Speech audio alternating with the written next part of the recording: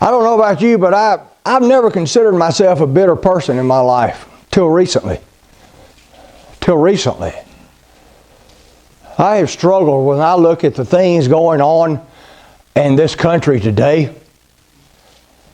I'll tell you flat out, I have struggled with being bitter against my own government of the United States.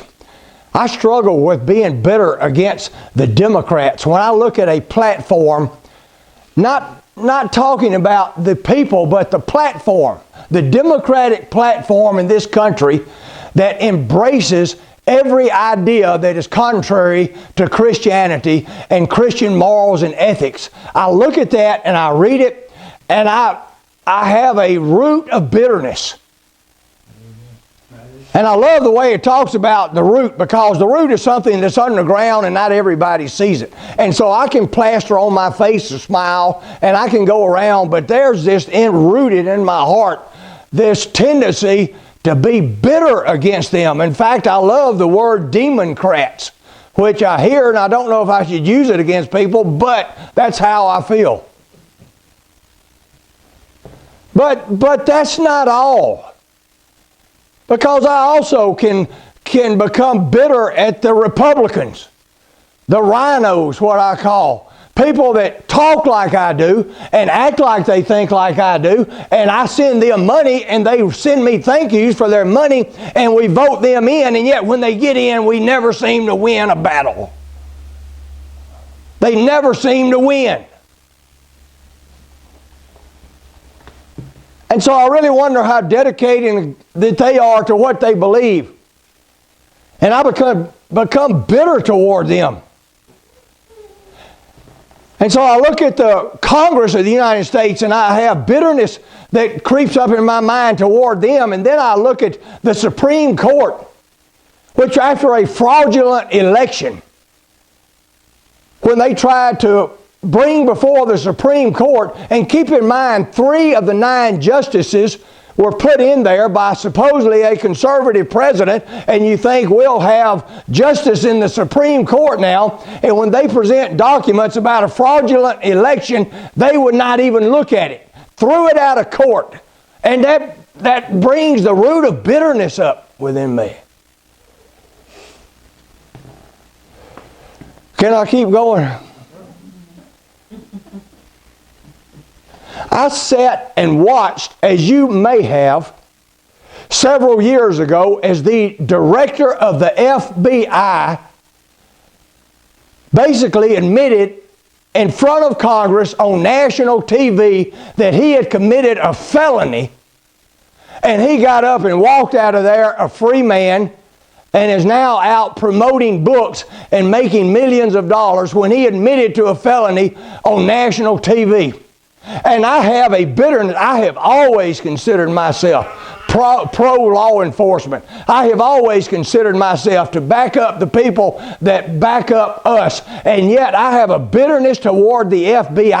I have a bitterness toward the Department of Justice. I have a bitterness toward Homeland Security. All of these things that I look at, and I struggle with the roots of bitterness that I have to deal with. And that's just the political stuff. And I've never really been a political guy. Because if you really want to start looking at the roots of bitterness, think back to your church experiences. You ever been involved in a church split? Ever been? You can see some bitterness going on there, buddy. You talk about the roots of bitterness. There's no fighting like church fighting. I mean, that's no holds barred, get down, dirty. Roots of bitterness can bring up. And as we look at the many churches, we talked today in Sunday school about how the churches have become comfortable in Babylon. And I get a root of bitterness toward the church. I mean, the church as a whole, I struggle with the root of bitterness, and I hear these preachers preaching these things. I go by and see these churches, and the pure propaganda that they spout out as Christian principles and morals and ethics, and I struggle with the bitterness against those things. But you can get deeper than that. How many families do you know that they have bitterness between brothers and sisters and moms and dads? And with the school that we run, we literally work with hundreds of families, and I cannot tell you the number of times that people come to us and they will put a child in and they will have a court order. This person, if this person calls, you call us. Don't let them go home with this person. And the bitterness, you can just see it seeping out of the pores of people. I know personally people that have not talked to brothers or sisters in 20 or 30 years because of a root of bitterness that has come up within their family. I have talked to people that have been divorced for 10, 20 years. And you can see this person after you haven't seen them for years, and you will not talk for more than 15 seconds before they start denigrating the person they divorced 20 years ago. It's not a root anymore, it's a whole tree. And they cannot wait to denigrate and tell you about this person, and they hadn't even lived with them for 20, 30 years.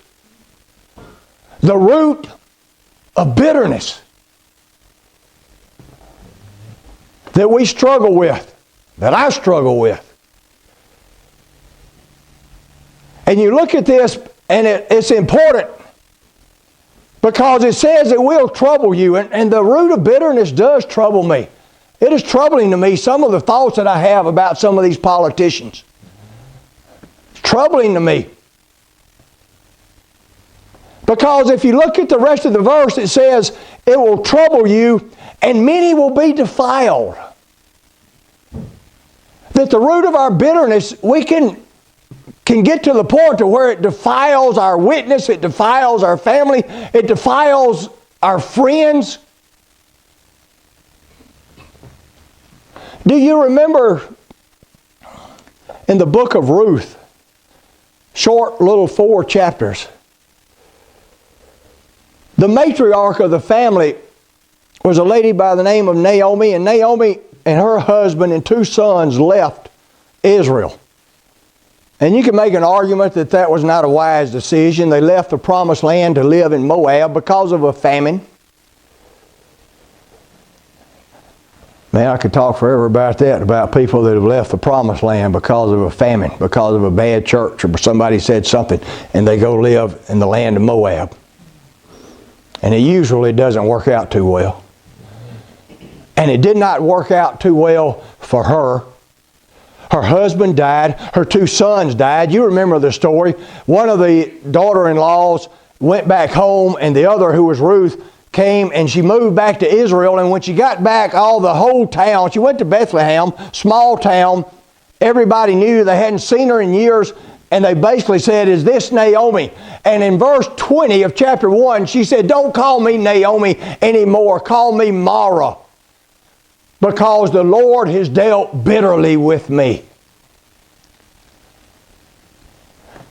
And here's the danger of having a root of bitterness.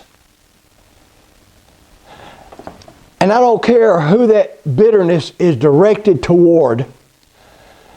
I don't care how much you think that it's fair for you to have that root of bitterness, because in the end, here's what happens. In the end, you start to become bitter against God.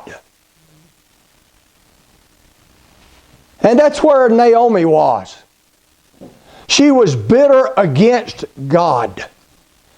Because if we think that God is omnipotent, that if we think that God is all-powerful, then really and truly, it's really God's fault that marriage didn't work out. It's really God's fault that this didn't work out. It's really God's fault that He allowed this country to get into the shape that it's in. And we become bitter against God. And that is where we run the possibility of being defiled.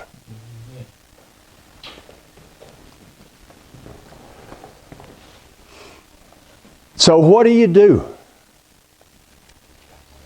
What do you do? That's where I've spent the last couple of weeks.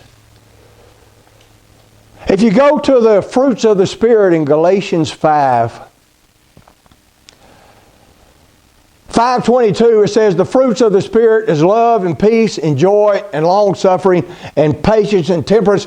And it lists 9 of the fruits of the Spirit. But the one that I think is pertinent to this situation, it is not love, it is not peace, and it is not joy. We hear a lot about those 3. We hear a lot of preaching about them. But the one you don't hear too much about is long-suffering.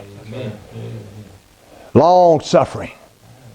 That means suffering a long time. And we need to understand that we have to inculcate the Spirit, the fruit of the Spirit of long-suffering. That there will be situations in our life, there will be circumstances in our life that we do not think are fair, that we do not like, and they will be there a long time. And God says we must suffer through it. And that's tough. That is where the rubber meets the road. It is not the pretty part of Christianity. It's the real part.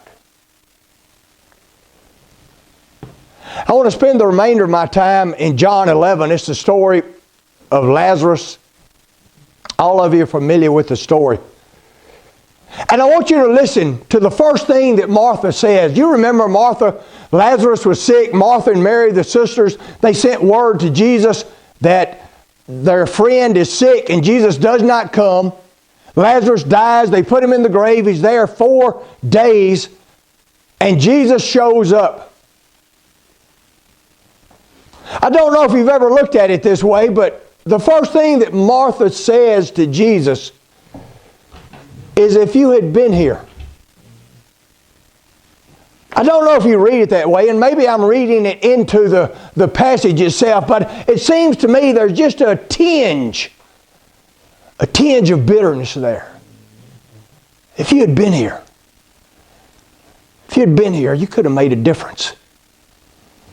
If you had been here, you could have fixed this. So she says, I kind of blame you for this. If you'd have shown up.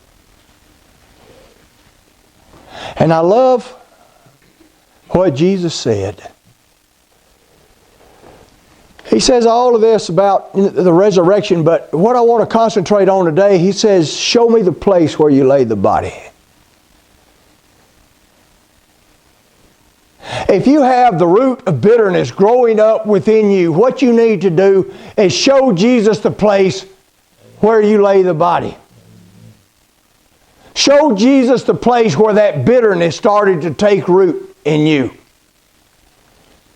Show Him the place where you quit believing in faith. Show Him the place where your hope died. Show Him the place where your love died. Show Him the place. But you also need to be aware He's going to tell you to remove the stone. You have to open that grave up. You have to open that grave up, and guess what? It is stinking in there. It is defiled, it is rotten, and you've got to be prepared for what's there. You've got to pull the scab off. You do what you can do. You open it up.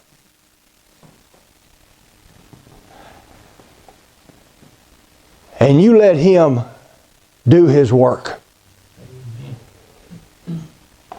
Isn't it amazing that we trust God for our past? Oh, God forgave my sins. He's taking care of my past. We trust God for our future. I'm going to have a home in heaven with God for eternity, but we don't trust Him with the present. We're good with the past, we're good with the future, but not so much with the present. And what we need to do is take him to that place of bitterness, that place that nobody else sees. And we need to open the scepter to where we can deal with it and where he will deal with it in our life.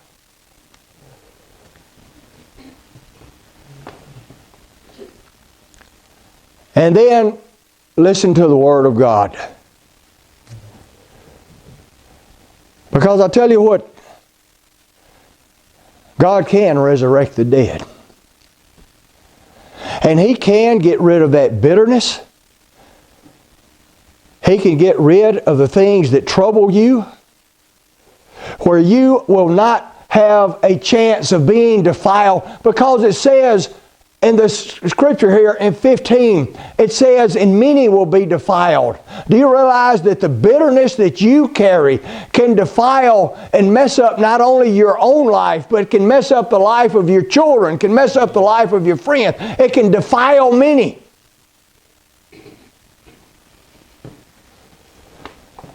Beautiful little prayer that all of you, I'm sure, are familiar with. God, grant me the serenity to accept the things I cannot change, the courage to change the things I can, and the wisdom to know the difference. That's a short prayer, a simple prayer, but it says so much. I look back politically, I got involved and I did the things that I could do. And that's all I could do. And now I pray, God, grant me the serenity. I love the word serenity. It basically means to have a peace in whatever situation or circumstances you are in. To be serene. Not that you like it, but to be content, to be serene. God, grant me the serenity to accept the things I cannot change. And there are so many things in life that I cannot change. And I just have to let them go and be serene with it. There are two things that I have learned in life as long as I have lived. One, that there is a God. And the second one is that I am not He. And I have to be myself, and I have to let God be God.